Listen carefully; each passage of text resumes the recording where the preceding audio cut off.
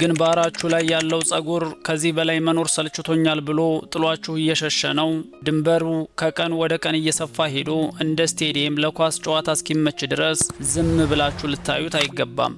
ምናልባት ብዙዎቻችሁ ውድ የሆነ የጸጉር ቅባቶችንና ውህዶችን ሞክራችሁ ሊሆን ይችላል። ነገር ግን ለውጥ ያጣችሁት ችግሩ የቅባቱ ሳይሆን የራስ ቅላችሁ መሬቱ ስለደረቀና ጸጉሩ የሚበላው አስፈላጊ ምግብ ስለሌለው እንደሆነ ትዘነጋላችሁ። ልክ ውሃና ማዳበሪያ ያጣ ተክል እንደሚረግፈው ሁሉ የጸጉራችሁም ስር በደም ዝውውር እጥረት፣ በንጥረ ነገሮች እጦት ምክንያት ሕይወቱን እያጣ እንደሆነ ግን በግልጽ ልንረዳው የሚገባ እውነት ነው።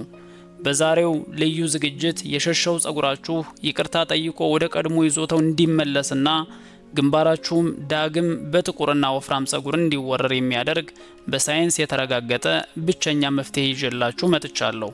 ይህ ተራ ምክር ሳይሆን የጸጉራችሁን ስር ዳግም የሚቀሰቅስና ፋብሪካውን ስራ የሚያስጀምር የተሟላ ሲስተም ነው። ያስታውሱ፣ ይህ ባለ 6 ደረጃ የጤና ሲስተም ልክ እንደ ሰንሰለት እርስ በርስ የተያያዘ ነው። አንዱ ደረጃ ለሌላው መሰረት ስለሆነ ቪዲዮውን በትክክለኛው ቅደም ተከተል ተከታተሉት። ቪዲዮውን መጨረሻ ድረስ ካላያችሁት ግን ጸጉራችሁም ቤቱን ጥሎ መኮብለሉና ግንባራችሁ ባዶ መቅረቱ አይቀሬ ነው። አሁን ጸጉራችሁ ተንበርክኮ እየለመነ ወደ ግንባራችሁ እንዲመለስ የሚያደርገውን ሚስጥር ማየት እንጀምር። ይህ መረጃ ለብዙዎች እንዲደርስ ቪዲዮውን ላይክ በማድረግ ጀምሩ። አንደኛ፣ የደም ዝውውሩን ማስተካከል ነው። የመጀመሪያው ስራችን የቤቢ ሄር ዋነኛ ጠላት የሆነውን የደም ዝውውር እጥረት ማስተካከል ነው። የጸጉርሽ ስር ልክ እንደ ትንሽ ኃይል ማመንጫ ወይም ፋብሪካ ነው። ማንኛውም ፋብሪካ ደግሞ ጥሬ ዕቃ ካላገኘ ምርቱ ማቆሙ አይቀሬ ነው። እዚህ ጋር ጥሬ ዕቃ የምንለው ለጸጉር እድገት ወሳኝ የሆኑትን ደምና ኦክሲጅንን እንደሆነ ልትረዱ ይገባል። ብዙዎቻችን ግንባራችንን በኃይል ወደ ኋላ ስንወጥር ወይም ስናስር በዛ አካባቢ ያሉትን እጅግ ረቂቅ የደም ስሮች እየዘጋናቸው እንደሆነ ልታውቁ ይገባል። ነገሩ በደንብ እንዲገባችሁ አንድ አትክልት ውሃ የምታጠጭበትን ቱቦ በእግራችሁ ረግጣችሁ ብትይዙት ውሃው ስለማይፈስ አትክልቱ ይደርቃል ወይም ደግሞ ይረግፋል። የጸጉራችንም ስር ህይወት ልክ እንደዛው ነው። ይህንን የተዘጋ መስመር ለመክፈት ኢንቨርሽን ሜተድ እንጠቀማለን። ጭንቅላታችሁን ወደ ታች ዝቅ አድርጋችሁ ግንባራችሁን በቀስታ ማሸት ይጠበቅባችኋል። በስበት ኃይል አማካኝነት ደም በከፍተኛ ፍጥነት ወደ ግንባራችሁ ይጎርፋል። በቀን ለ5 ደቂቃ ብቻ ይህንን በማድረግ የደረቀውን የጸጉር ስራችሁን በደም እንዲጥለቀለቅ ማድረግ ትችላላችሁ። ሁለተኛ፣ የፋብሪካው መሪ ሮዝመሪ ነው። አሁን ፋብሪካው ደም ካገኘ በኋላ ስራ እንዲጀምር ትዕዛዝ የሚሰጥ መሪ ያስፈልገናል። ይህንን መሪ የምናገኘው በሮዝመሪ ውስጥ ነው። ሮዝመሪ ካርኖሲክ አሲድ የተባለ ተአምራዊ ንጥረ ነገር ይዟል። ይህ ንጥረ ነገር በቆዳችሁ ውስጥ ያለ የነርቭ ሴሎችን የመጠገንና የደም ዝውውርን የማነቃቃት ልዩ አቅም አለው። የሮዝመሪን ቅጠል አፍልታችሁ በየቀኑ ግንባራችሁ ላይ ስትረጩ አዲስ ጸጉር እንዳያበቅል እንቅፋት የሆኑትን የሞቱ የቆዳ ሴሎችን ወግድ ብሎ መንገድ ይከፍትላቸዋል። ይህ ሂደት ልክ አሮጌ የግድግዳ ቀለምን አንስቶ አዲስ ለመቀባት ዝግጁ እንደማድረግ ብላችሁ አስቡት። ስትረጩ የሚሰማችሁ መጠነኛ የማቃጠል ስሜት የደም ስሮቻችን በከፍተኛ ሁኔታ እየተከፈቱ መሆኑን የሚነግረን የቆዳችን ቋንቋ ስለሆነ ደስ ሊላችሁ ይገባል። እስኪ ወደ ሶስተኛው ከመግባታችን በፊት ይህንን ቪዲዮ ከየትኛው ከተማ ወይም ደግሞ ሀገር ሆናችሁ እንደምትከታተሉት ኮሜንት ላይ ጻፉልኝ። አሁን ሶስተኛ ደረጃ ላይ ወዳስቀመጥነው አቋራጭ መንገድ ወይም ደግሞ ዳርማ ሮለር እናልፋለን። የሮዝመሪውን ንጥረ ነገር ወደ ቆዳችን ጥልቅ ክፍል ዘልቆ እንዲገባ አንድ አቋራጭ መንገድ መክፈት አለብን። ያንን መንገድ የምንፈጥረው ዳርማ ሮለር በመጠቀም ነው።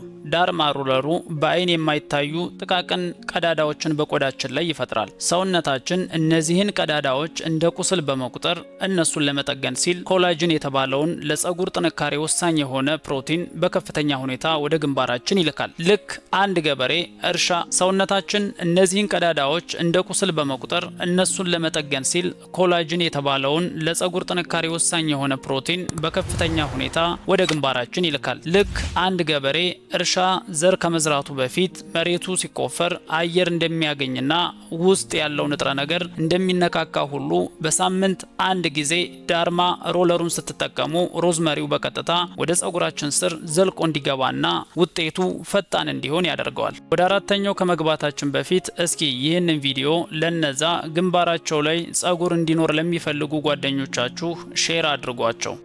አራተኛ ላይ የምናገኘው እንደ ሲሚንቶ የሚያጠነክረውን የሽንኩርት ውሃን ነው። አዲስ የሚበቅለው ጸጉር ቤቢ ሄር ሳይሰበር እንዲጠነክር እንደ ሲሚንቶ የሚያገለግል ንጥረ ነገር ያስፈልገናል። ሽንኩርት ውስጥ ያለው ሰልፈር ለጸጉራችን ጥንካሬ ዋነኛ ማዕድን ነው። ጸጉራችን የሚሰራው ከኬራቲን ፕሮቲን ሲሆን ሰልፈር ደግሞ የዚህ ፕሮቲን ዋነኛ ጥሬ ዕቃ በመሆንም ይታወቃል። ብዙ ሴቶች ቤቢ ሄር አብቅለው ወዲያው የሚሰበርባቸው ይህንን ጥንካሬ ስለሚያጡ ነው።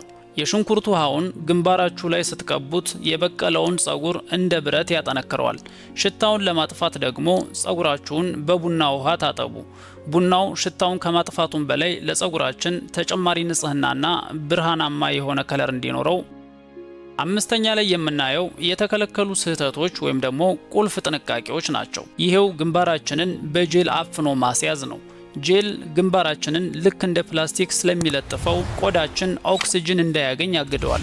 አየር ካልገባ ደግሞ ጸጉር መብቀል አይችልም። ልክ መሬትን በፕላስቲክ ሸፍኖ ተክል እንዲበቅል እንደመጠበቅ ማለት ነው። ስለዚህ ለጊዜው ግንባራችንን ለመሸፈን ከፈለግን በጄል ፋንታ እንደ አሉቬራ ወይም ሬት ያሉ ተፈጥሯዊ ቅባቶችን ለመጠቀም እንገደዳለን። እነዚህ ቆዳችንን እርጥበት ስለሚሰጡት ጸጉራችን በነፃነት እንዲበቅል ያግዙታል። ስድስተኛ የውስጥ ነዳጅ ወይም ደግሞ አመጋገብ የሚለውን እናያለን። የውጭው እንክብካቤ ብቻውን በቂ አይደለም። 3 ነገሮች ከውስጥ የግድ ያስፈልጉናል። እነሱም ፕሮቲን፣ አይረን እና ውሃ ናቸው። ፕሮቲን የጸጉራችን ዋናው የግንባታ አካል ስለሆነ እንቁላል፣ ጥራጥሬና ስጋ መመገባችን ማረጋገጥ ይኖርብናል።